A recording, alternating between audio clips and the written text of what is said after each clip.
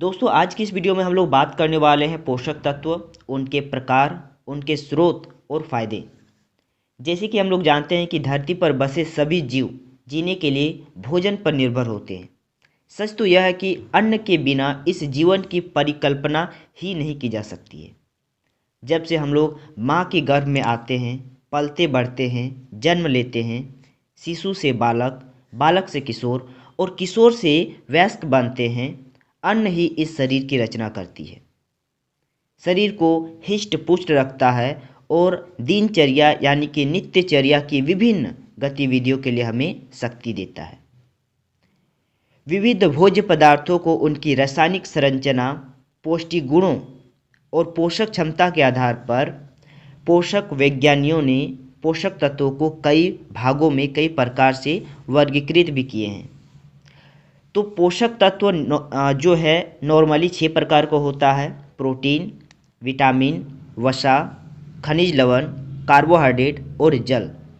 इन 6 पोषक तत्वों में से 3 पोषक तत्व जो हमारे शरीर को अधिक मात्रा में ज़रूरत होती है और 3 पोषक तत्व लो अमाउंट में।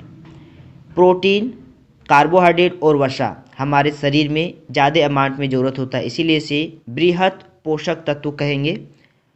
और विटामिन, खनिज और जल हमारे शरीर में कम अमाउंट में ज़रूरत पड़ता है। अगर हम अपने शरीर में 5 लीटर जल को इनपुट करेंगे, अगर हम लोग 5 लीटर के आसपास जल पीते हैं, पानी पीते हैं, तो बहुत लो अमाउंट में ही हमें इससे मिनरल्स मिलता है, पोषक तत्व मिलता है। तो सबसे पहले हम लोग बात कर लेते हैं प्रोटीन के बारे में। दोस्तों जैसे कि हम लोग जानते हैं कि पोषक तत्वों में प्रोटीन का पहला स्थान होता है। तंदुरुस्त रहने के लिए हमें समुचित मात्रा में प्रोटीन को लेना जरूरी होता है। शरीर में इसके कई दायित्व होता है, कई वर्क होता है। यह शरीर में चल रहे निर्माण कार्य के लिए अनिवार्य होता है। इसकी मदद से ही कोशिकीय स्तर पर ताउम्र अंगों के भीतर परस्पर या मरम्मत होती है। पुरानी कोशिकाएं जब जर्जर होकर नष्ट हो जाती है तो नई कोशिकाएं उसके स्थान ले लेती है।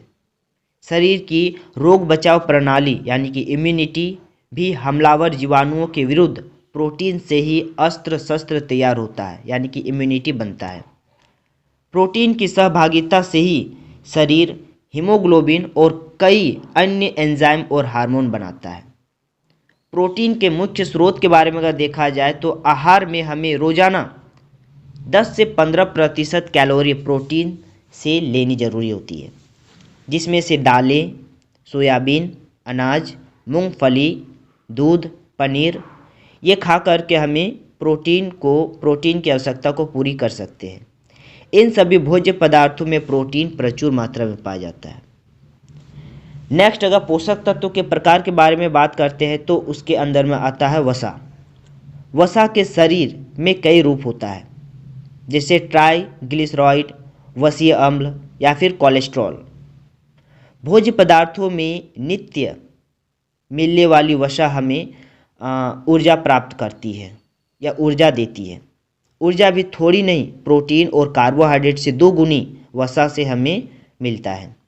प्रति ग्राम प्रोटीन और कार्बोहाइड्रेट से मात्र 4 और वसा से हमें पूरी 9 कैलोरी मिलती है। वसा के रहने पर ही हम भोजन से vitamin A, vitamin D, vitamin E और अनेकों विटामिन्स के जज्ब कर पाते हैं। शरीर में यह सभी महत्वपूर्ण अंगों के इर्द गिर्द इकट्ठी होकर इन्हें सुरक्षा प्रदान करती है। इसी से हमारे भीतर चुनिंदा हार्मोन की रचना होती है। यह तंत्रिकाओं को इंसुलिन भी प्रदान करती है और त्वचा के नीचे जमी रहकर हमें ठंड से भी बचाती है। वसा का प्रमुख स्रोत अगर देखा जाए तो आहार में 20 से 30% कैलोरी वसा से प्राप्त करना उचित है। यह वसा हमें कई भोज्य पदार्थों से मिलती है। जंतु से प्राप्त होने वाले भोज्य पदार्थ जैसे कि घी, मक्खन, चीज़ और वनस्पति से जैसे सरसों, मूंगफली, करडी, सूरजमुखी, जैतून, सोयाबीन और मकई से बने खाद्य तेल और मेवे की गिरियाँ वसा के अच्छे स्रोत हैं। नेक्स्ट अगर देखा जाए तो कुछ वसा हमें अन्न से भी प्राप्त होती है, जैसे चावल और गेहूं में 3-3% और बाजरे अगर देखा जाए तो बाजरा में 6.5% वसा पाई जाती है। चलिए अगला पोषक तत्व है कार्बोहाइड्रेट। भोजन का सबसे बड़ा अंश कार्बोहाइड्रेट होता है। इनसे शरीर के सभी अंगों को काम करने की शक्ति मिलती है। मस्तिष्क सोचता और विचार करता है, दिल की धड़कनें जो है जिंदा रहती है और पेशियां मुस्तैदी से भाग दौड़ कर पाती है, ढंग से भाग दौड़ कर पाती है। नेक्स्ट अगर देखा जाए तो कार्बोहाइड्रेट मूलतः शुगर से बने होते हैं। विविध प्रकार के शुगर जैसे ग्लूकोज, फ्रुक्टोज, सुक्रोज, माल्टोज और लैक्टोज। शुगर अल्कोहल जैसे कि सार्बिटॉल, जाइलिटॉल और मैनिटॉल। और स्टार्च अगर देखा जाए तो एमिलोज और एमिलोपेक्टिन। कार्बोहाइड्रेट ही विविध रूप होता है। सबसे ज़्यादा कार्बोहाइड्रेट का रूप है फलों में फ्रुक्टोज, दूध और दुग्ध उत्पादकों में लैक्टोज, चीनी, शहद, मिठाई, गोलियां, toffee, chocolate, jams, cake, pastry में सुक्रोज। और ग्लूकोज अगर देखा जाए तो सभी शुगर रूपी कार्बोहाइड्रेट है। तो जितने भी मीठा पदार्थ है, भात, आलू, चावल, स्वीट पोटैटो, इन सब में कार्बोहाइड्रेट मिलता है। इनकी तुलना में स्टार्च में पाए जाने वाले कार्बोहाइड्रेट संयुक्त किस्म में होते हैं। इनके प्रमुख स्रोत अनाज, चावल, दालें, आलू, शकरकंद और कंदमूल है, जड़ वाले प्रोडक्ट। सेलुलोज भी एक प्रकार का कार्बोहाइड्रेट होता है जो कि पेड़ पौधों में पाया जाता है। यह मनुष्य इसे पचा नहीं पाता है, क्योंकि हमारा बॉडी जो होता है वो अपेंडिक्स नाम का एक ऑर्गन जो एक्टिव अभी नहीं है, जिसके कारण वनस्पति में मिलने वाले सेलुलोज का पाचन हम लोग नहीं कर पाते हैं।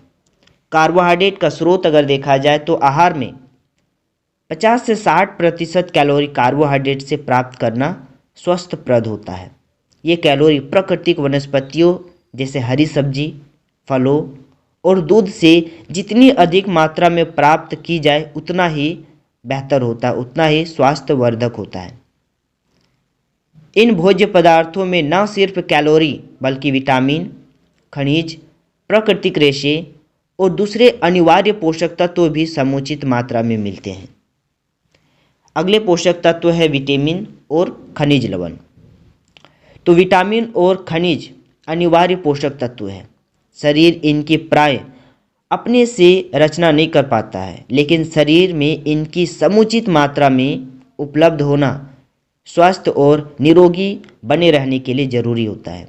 विटामिन और खनिज हमें ऊर्जा तो नहीं मिलती है इनसे, पर शरीर में बहुत से क्रियाकलाप इनकी मदद से संपूर्ण हो पाते हैं। विटामिनों की ज़रूरत बहुत सूक्ष्म मात्रा में होती है। खनिजों से शरीर के कुल भार का 4% अंश निर्मित होता है। शरीर को कई प्रकार के विटामिन और खनिज की आवश्यकता होती है। इनके अलग अलग स्रोत हैं और अलग अलग उपयोगिताएं भी। इनकी कमी पर होने वाले अलग अलग प्रकार की समस्याएं भी उठकर खड़ी होती है। नेक्स्ट अगर देखा जाए जल के बारे में, तो शरीर का 2/3 भाग जल से बना होता है। शरीर की सभी द्रव रचनाओं जैसी रक्त, लाशिका, प्रमस्तिष्क, मेरु तरल और जोड़े के स्नेह तरल का अधिकांश भाग जल से ही निर्मित होता है। शरीर की ताप नियंत्रण प्रणाली इसके बिना काम नहीं कर सकती। जल में घुलनशील ही अनावश्यक जैव रासायनिक पदार्थ शरीर में छूटकर मूत्र, विष्ठा और पसीने के रूप में निष्कासित होता है, यानी शरीर से बाहर निकलता है। शरीर के लिए जल का प्रमुख स्रोत पेयजल होता है, लेकिन दूसरे द्रव और भोज्य पदार्थ में भी जल बड़ी मात्रा में विद्यमान रहता है। स्वस्थ रहने के लिए शरीर में जल की मात्रा पर्याप्त बनी रहना ही अनिवार्य होता है। तो दोस्तों आज हम लोग बात की है पोषक तत्व, उनके प्रकार और उनके फायदों के बारे में। तो आई होप कि आप लोग को पोषक तत्वों के बारे में बढ़िया तरीक़ा से समझ में आया होगा। तो मिलते हैं नेक्स्ट क्लास। आज के लिए इतना ही। Thank you.